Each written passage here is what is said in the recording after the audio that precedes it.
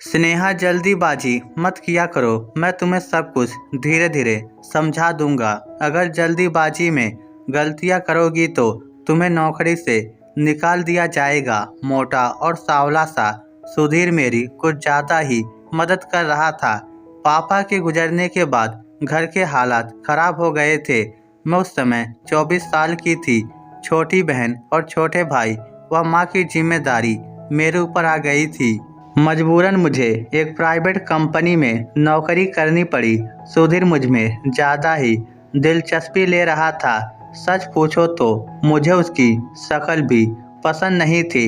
98 kilo के आसपास उसका वजन था। छाती से 2 इंच बाहर निकला हुआ उसका बड़ा सा पेट मुझे बहुत भद्दा लगता था। मुझे कंप्यूटर ऑपरेटर की जॉब मिली थी। मैं अपना बेस्ट देने की कोशिश कर रही थी, मगर फिर भी मुझसे गलतियां हो जाती थी। सुधीर मेरी गलतियों को देखकर मुझे समझाने बैठ जाता था। उसका ये व्यवहार पता नहीं क्यों मुझे इरिटेट करता था। मुझे लगता था वह मुझ पर अपना इम्प्रेशन जमाने की कोशिश कर रहा था। वह उम्र में 30 साल के आसपास था। अभी तक कुंवारा था। मैं बिना बाप की लड़की थी।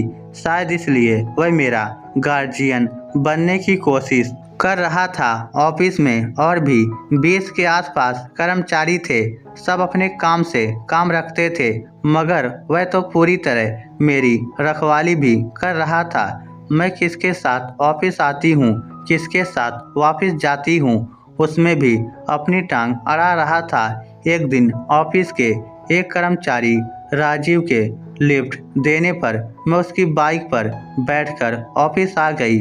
उस दिन सुधीर बहुत अपसेट दिखा। मौका देखकर मुझसे बोला, स्नेहा तुम राजीव के साथ दोबारा बाइक पर बैठकर मत आना, वह अच्छा लड़का नहीं है। सच पूछो तो उस दिन मुझे इतना गुस्सा आया कि उस मोटे के एक मुंह पर मुक्का लगा दूं और कह दूं, तू मेरी जिंदगी में दखल देने वाला है कौन बे?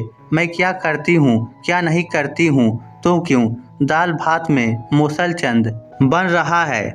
मुझे मेरे हाल पर क्यों नहीं छोड़ देता? मगर मैं उसे कुछ कह नहीं पाई, क्योंकि अभी मैं वहाँ पर नई थी। किसी के साथ दुश्मनी नहीं पाल सकती थी। एक दिन तो हद ही हो गई जब हम सबको ऑफिस में लेट हो गई थी, क्योंकि वह वित्तीय वर्ष का अंतिम दिन था। सबको मिलकर बहुत सारे डेटा पूरा करने थे।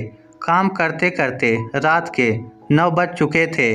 जब हम ऑफिस से बाहर निकले तो वह अपना पुराना सा स्कूटर लिए बाहर मेरे इंतजार में खड़ा था। मुझे देखते ही बोला, आज बहुत लेट हो गई है। मैं चाहता हूँ आज मैं तुम्हें घर ड्रॉप कर दूँ। पता नहीं क्यों आज मेरा मन घबरा रहा है। मैं मन मार कर उसके पीछे बैठ गई।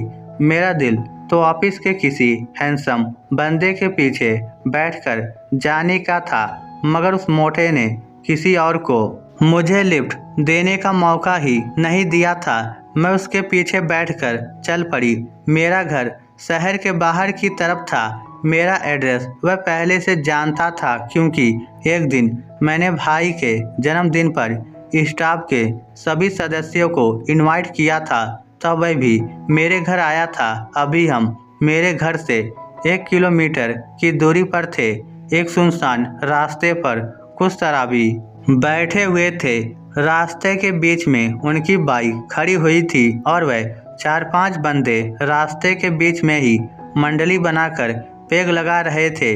सुधीर को अपना स्कूटर रोकना पड़ा, क्योंकि उस पतले से रास्ते में स्कूटर निकलने के लिए जगह ही नहीं थी।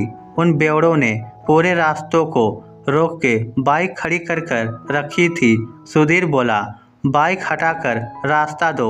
एक बेवड़ा हमारे करीब आया और बोला, तू कौन है बे जो हमारे इलाके में ऊंची आवाज में बात कर रहा है? रात के 9 बजे बाद में शायद पहली बार घर जा रही थी। ऐसा नज़ारा मैंने कभी नहीं देखा था। वह पिया हुआ लड़का हमारे करीब आ गया। फिर हम दोनों के चेहरे पर मोबाइल की टार्च से रोशनी करता हुआ बोला, अरे भाई, ये तो तेरी वाली छमक छल्लू है जिसने तेरे मुंह पर थूका था। उसके उतना कहते ही मैं डर गई, क्योंकि ये तो विशाल का गैंग था। कुछ दिन पहले ही मैंने विशाल के मुंह पर थूक दिया था। वह मेरे मोहल्ले का लड़का था। एक दिन उसने मुझे नशे में प्रपोज किया था, तब मैंने उसे गालियां निकाली और उसके चेहरे पर थूक दिया। विशाल बड़बड़ाता हुआ पास आया और बोला, इसको उठा लो, आज मैं इससे बदला लूँगा। उसके इतना कहते ही मैं थर थर काँपने लगी। सुधीर बोला, चुपचाप रास्ता दे दो वरना मुझसे बुरा कोई नहीं होगा। विशाल बोला, तू कौन है बे? चुपचाप लड़की को छोड़कर चला जा वरना ऐसी हालत करूँगा कि तेरे घर वाले तेरी सूरत भी नहीं पहचान पाएंगे। सुधीर बोला, रास्ते से हट जा वरना कल तू पीने के काबिल भी नहीं बचेगा। विशाल बोला, क्यों अपनी जान जोखिम में डाल रहा है मोटे? ये तेरी क्या लगती है? मैं डरते डरते स्कूटर से नीचे उतर गई थी ताकि जब भागने का अवसर मिले तो भाग जाऊं। सुधीर स्कूटर को स्टैंड लगाकर खड़ा करते हुए बोला, ये मेरी बहन है, इसकी तरफ जरा सी टेढ़ी नज़र से भी देखा तो चीर दूंगा, फाड़ दूंगा। सुधीर के मुंह से बहन सब सुनकर मैं अचानक सकते में आ गई। पता नहीं क्यों मुझे अपनी गंदी सोच पर शर्म आने लगी थी। सुधीर दहाड़ कर बोला, आखिरी चेतावनी दे रहा हूँ कुत्तों, हट जाओ मेरे रास्ते से। वह मेरा आशिक नहीं, मेरा भाई दहाड़ रहा था। मेरा रोम रोम खड़ा हो गया था। मैं सुधीर के बगल में जाकर खड़ी हो गई। भाई को अकेला कैसे छोड़ सकती थी? मैं बोली, कुत्तों, उस दिन तो तेरे मुंह पर थूका था, आज तो तेरे मुंह में मिट्टी भरकर ठोकर मारूंगी। फिर क्या था, घमासान शुरू हो गया। सुधीर ने मुझे हाथ का धक्का देकर पीछे किया, फिर अकेला ही उन पांचों से भिड़ गया। वह देखने में मोटा और थुलथुला था, मगर उसमें बहुत ताकत थी। कहते हैं जब भाई बहन की लाज बचाने के लिए लड़ता है तब शेर बन जाता है। वह अकेला पांचों से लड़ रहा था कि एक शराबी उसके सर पर बोतल दे मारी। वह एक बार लड़खड़ाया मगर फिर दुगनी ताकत से उन पर टूट पड़ा। मौका देखकर मैंने पुलिस को फोन कर दिया था। जब तक पुलिस आई तब तक वह अकेला उन सबको धूल चटाता रहा। पुलिस उन सब बदमाशों को पकड़कर ले गई।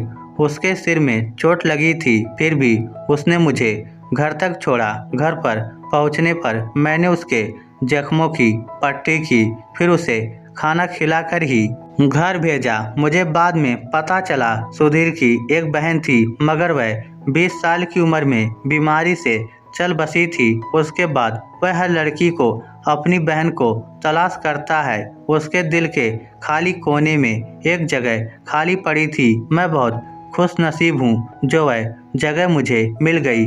इस दिन के बाद मेरे विचार बिल्कुल बदल गए हैं। अब वह मेरा भाई है।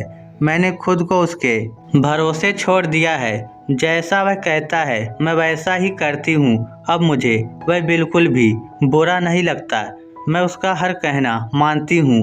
अब मुझे वह कुरूप नहीं लगता। अब वह मुझे मोटा नहीं लगता। अब वह मुझे सांवला नहीं दिखता, क्योंकि मेरा नज़रिया बदल गया है। आज मुझे समझ में आ गया है कि हर इंसान खूबसूरत है, मगर उसकी खूबसूरती आँखों से नहीं दिल से नजर आती है। वरना कमबख्त आंखें तो बाहरी सुंदरता देखकर रिश्ते बनाने की कोशिश करती है।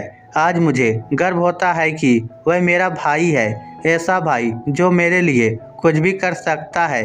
कभी कभी हम लड़कियां बिना सोचे समझे किसी के प्रति गलत धारणा बना लेती है, वरना हर लड़का गलत नहीं होता। कुछ लड़के सुधीर की तरह होते हैं, जब वह खुलकर सामने आते हैं तब बड़े प्यार और मासूम लगने लगते हैं। इस स्टोरी को लेकर आपकी क्या राय है? नीचे कमेंट करके हमें ज़रूर बताइएगा। धन्यवाद।